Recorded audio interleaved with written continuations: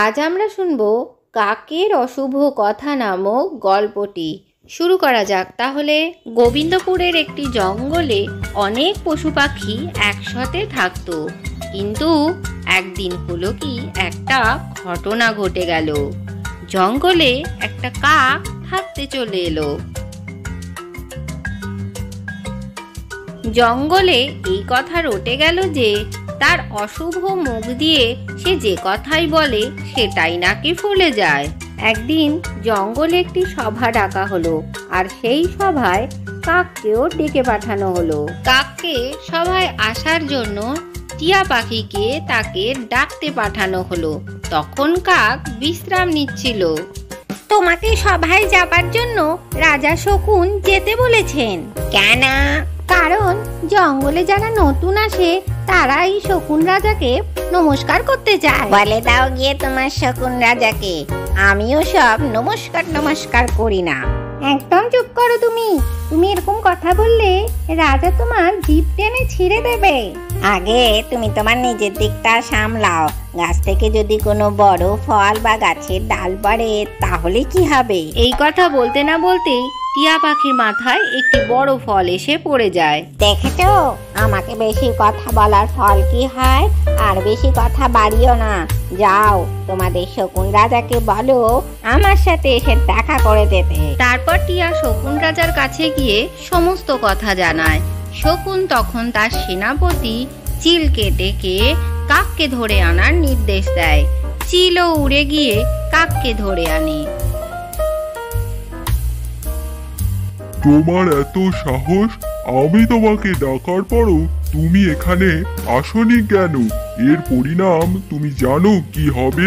আমি কোনো রাজা টাজা মানি না, আমি আমার নিজের মর্জির মালিক। মহারাজ, ভেবেচিন্তে কথা বলুন, ওর মুখ খুবই অশুভ, ও যেটা বলে সেটাই হয়ে যায়। আমায় তুমি বলবে কি আমাকে করতে হবে?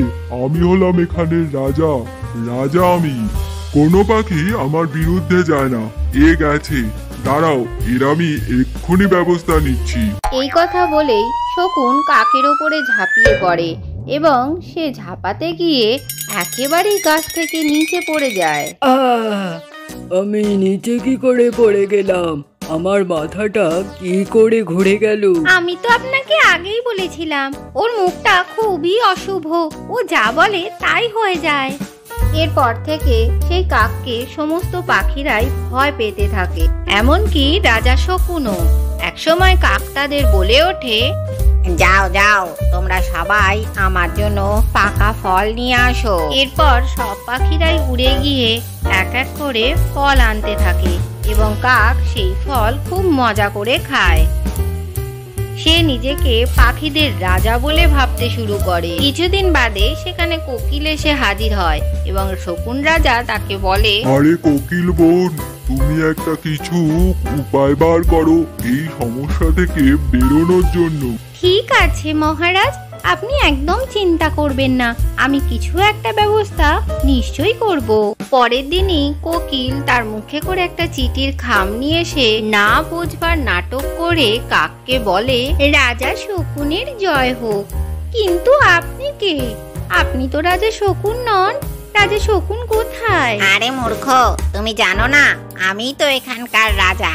বলো, কে বলতে এসেছো? এই শাহী ফরমানটা রাজা শকুনকে দিয়ে পড়ানোর ছিল। যাকগে, উনি তো এখানে নেই, আর আপনি তো পড়তে পারবেন না। কে বলছিস মূর্খ? দে এদিকে শাহী ফরমান। আমি এখানকার রাজা, আমি ফরমান পড়ব। আমি আমার সম্বন্ধে বলছি, দুটো শক্তিশালী শকুন এসে আমাকে খুব মারুক, আর আমি যেন এখানে কখনো না ফিরে আসি। এই কথা বলতে না বলতেই দুটো শকুন এসে কাককে খুবই মারতে থাকে এবং কাক সেখানেই মারা যায়। বাহ কোকিল বোন, তোমার তো খুব বুদ্ধি, কিন্তু তুমি এটা তো বলো এই ফরমান এলো কোথা থেকে? এই ফরমান আমি লিখেছি মহারাজ। এই কাক যেটা নিজে বলে সেটাই সত্যি হয়ে যায়, তাই ভাবলাম ওর মুখ দিয়েই ওর কথা বার করে নি, তাই আমি এই ফরমানটা লিখেছি। আজকের গল্পটি থেকে কি শিখলে বাচ্চারা? অন্যের ক্ষতি চাইলে সবসময় নিজেরই ক্ষতি হয়। ভিডিওটি ভালো লাগলে চ্যানেলটিকে লাইক ও শেয়ার করে সাবস্ক্রাইব করে দিও।